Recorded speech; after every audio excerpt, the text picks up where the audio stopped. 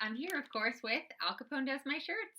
They just had a birthday party for Natalie, and Moose was getting ready to walk some of the ladies home, and his dad was giving him a little bit of a hard time for it. So here we go. We all walk together. First, we drop off Jimmy and Teresa, then Annie. Good night, you two, Annie says to me and Piper. I don't like the way she says this. I pull at my shirt collar, which is pinching my neck. We walk up the steep road to Piper's house. It's beautiful out. The blue-black night all around, the black water, San Francisco like a bright box of lights. This is the most beautiful place I've ever been. Then I look at the cell house, sad and silent. The lights are dim. I don't hear anything except for the deep inside the sound of one metal cup clanging the length of the bars and one lone voice calling for help. What's that? I ask, careful not to sound spooked. They do that now and then. Usually it's a bunch of them. That way it's hard to tell who's doing it. What's the matter? I ask. Who knows, Piper says. When we get to her house, she stops. How old is she really? She asks. I don't say anything. 15? She asks. 16, my voice answers. My whole body flames hot and sweaty, then cold. Piper nods. That's what I figured, she says. I walk down the hill, the word we buzzing inside my head like a fly in a small room. Chapter 35, The Truth. Same day, Monday, May 27th, 1935. When I get home, my mom is doing the dishes. Natalie is sitting in the living room, paging through a magazine. For a second, there's something so normal about this until I realize the pages are turning too fast, and she's holding the magazine too close to her face. It's the breeze from the spinning pages she's after. My mom seems more relaxed. The party went well. The day is almost over. Natalie seems fine, as calm as she ever is. I try to walk away, shut the door of my room, but I can't. Something inside of me won't let me. You can't do this, I tell my mother. But my mother looks up from the pot she's scouring. She isn't 10, I say, my voice hoarse. My mother winces and turns away. Yes, she is, she says in a tough voice. No, she's not, Mom. She's not, and everybody knows it. My mom continues to stare at the pot. Her face is quivering. Her hands are scrubbing. She is, she sputters. No, Mom, you know she's not. 11, my mom gulps. She sounds like a very little girl. I'm gonna say she's 11. It's her birthday today. She looks 16. She is 16. No, just no, my mom roars. People know, Mom, they know. They don't know, she cries, tears streaming down her face. You don't know. You won't have a chance. She won't have a chance at 16. No one will take her. No one cares about an adult that isn't right. It's only kids who have a chance. It's too late if she's 16, don't you see? Yeah, but Mom, you can't pretend it's worse. People know. No one knows. They don't know and they don't care. Put her in an institution. Do you know how many times I've heard that? Lock her up with all the nuts. She has to be 10. It's the only chance she has. Don't you think they know at the Esther P. Marinoff? Don't you think Mr. Purdy can tell? Everybody can tell, Mom. No, they can't. She's tall for her age. You're tall, too. She's not going to be like everybody else, Mom. This is her only chance, and it's no chance at all if you're not honest. Don't say it. Don't you dare say anything. My mom's hands are pressed over her ears. My father rushes inside. He's been out on the front balcony chewing his toothpicks. He must have heard us. He looks at my mom, then me. What the heck is going on here? Natalie is 16, Dad. We can't pretend she's not anymore. She isn't 10. She just isn't.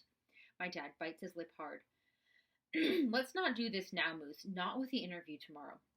We have to do it now. Mr. Purdy knows. Everybody does. We can't try to fool them. It won't work. She won't get in. My father's eyes get big. He shakes his head, but so slowly he seems to be saying no to what he's thinking, not me. It's quiet in the kitchen. My mother is sitting on the step stool, her face buried in her hands. My father turns away. I can see by now how he covers his head with his hands, how ashamed he is of crying. Moose, he says, trying to wipe the tears away with his handkerchief. He takes a big, noisy breath. No, my mom cries, no. Natalie is in the living room, silently rocking. My dad presses his lips together and wipes at his eyes. He seems to get himself together and breathes a half breath, half sigh. Moose is right, honey. Don't you dare, my mother cries. Yes, he says again. He puts his arm around my shoulders and walks me out to the living room where Natalie is sitting rocking. Natalie, he says softly, his voice breaking. How old are you? I am 16 at 2:31 today, Natalie says, her eyes focused on the table lamp. My father presses his lips so hard together they turn white. The tears are falling again so fast it looks as if he can't see. He puts his arm around me and pulls me to Natalie. He puts his other arm around her. I am, He wipes at his eyes with his shoulder so he doesn't have to let go of us. So very proud of my children. So very proud. A sob escapes his chest. What wonderful people you've grown to be. Chapter 36, Waiting, Tuesday, May 28th, 1935. The next morning I feel my mother watching me as I rinse my cereal bowl, search for my history homework, put on my socks. She has her makeup on, but her eyes look puffy, her face swollen. What? I ask her. She says nothing, busies herself getting Natalie ready to go. When I get home from school, Teresa, Natalie, and my mother are sitting in the living room. My mother is radiant.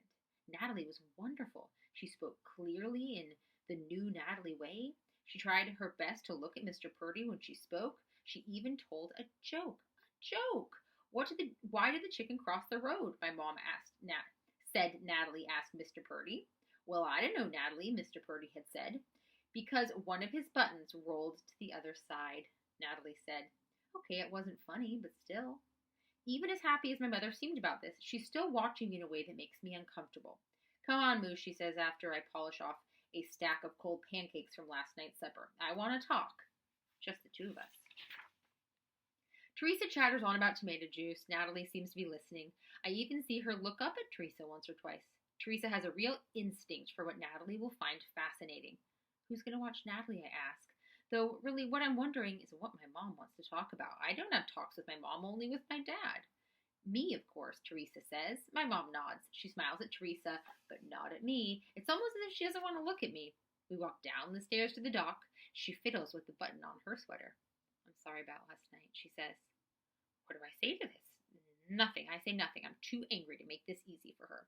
She looks across the water to Berkeley. I didn't like it. I didn't like what you said. She shakes her head. She dragged me all the way out here to say that? This has to be the biggest understatement in the world. You didn't care that it made me mad, my mom says in a quiet tone of voice. You didn't care that it upset your father. You didn't care that it was the night before Natalie's interview. You didn't care about anything. I've never been so furious with anyone in all my born days. My mom's voice is strangely calm. She isn't angry, but I am. I'm seething inside. I open my mouth to tell her how wrong she is, how unfair she's being. Wait, she holds her finger to her lips. Let me finish. But I see how much you care about Natalie. That's the part that didn't make sense. All night I tossed and turned. I kept asking why, Moose of all people. Why did he say that? Why? And you know what? I could only come up with one answer. You did it because you believed in your heart it was the right thing to do. You were doing what you thought would help your sister. She stops. Tears spill down her face. I can't imagine how I could ask for anything more from you. I can't imagine how I could. She's crying now, but watching me, looking at me. I take a swallow of air, like suddenly I have to remind myself to breathe. My mother never does this. She never tries to imagine how I feel. I take another swallow of air and pretend interest in a big barge moving slowly past Angel Island. I don't want to cry. Did you tell Mr. Purdy? I ask. My words come out deep and rich. I hardly recognize my voice. No, my mother looks directly at me now. He didn't ask and I didn't say, but it's a conversation we need to have. I know that now, Moose. Her voice squeaks. I do. That night, my mother makes a wonderful dinner. Roast beef and Yorkshire pudding, green beans with almonds, orange salad, cornbread, and a cream of asparagus soup. She's just cutting into the lemon meringue pie when I hear the knock. Mrs. Capone, my dad whispers. Mrs. Capone, my dad whispers. Natalie stops eating. My mom takes a deep breath. She hands me the pie server. My dad takes her hand. Together, they follow Mrs. Capone. Our apartment is suddenly so silent, so empty. Natalie's head moves down close to her plate the way she always used to eat. I only realize now it's been months since I've seen her eat this way. She shovels her pie in one bite after another with no time to chew. I keep eating, but now the pie tastes dull and cold like baby food. I cut myself another slice, but I can hardly chew. My neck stiffens. It turns to stone. My stomach feels like I've swallowed a quart of vinegar. Where are they? My father's footsteps on the landing are slow and heavy. When he opens the door, his face is sagging and deeply wrinkled. The decision is the same. Not ready, he informs the floor. My dad's shaking hand finds his toothpicks. He pops two in his mouth, goes into his room, and closes the door. Chapter 37. Carrie Kelly, same day, Tuesday, May 28th and Tuesday, May 29th, 1935. I'm in bed listening to the sound of my mother crying. in the deep, even rumble of my father's voice trying to comfort her. The Esther P. Marinoff is a crummy place, a cruel joke. I never did like that Mr. Purdy. I try to go to sleep, but I keep thinking about Natalie at home in Santa Monica, living her life in the back room of our house and on the steps of Graham's. I rode bikes with Pete, played ball, did my homework. She did not. I will graduate from high school, go to college, get married, have kids. She will not. My mom's done a million things to help Natalie.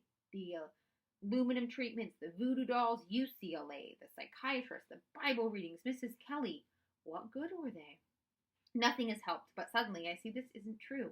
One thing has helped. Carrie Kelly. Natalie has been more a part of things here on the island than she ever has before. She had a life here for the first time. Maybe just a little bit of a life, but a life just the same. When I wake up the next morning, I find Mrs. Kelly's number in my mom's phone book. I borrowed a nickel from my dad and head down to the phone outside of Mrs. Cocone's. I put the nickel in the coffee can Mrs. Cocone keeps by the phone and tell the operator the number. Mrs. Kelly, I say when the operator signs off, this is Moose Flanagan, Natalie's brother. I'm calling to thank you. You've really helped my sister. Why, dear, I appreciate you saying that. And I wanted to ask you, do you believe that Esther P. Marinoff will help Natalie? She sighs. Yes, I do. I worked there for 5 years. I saw kids improve in ways I never saw anyplace else I've ever been.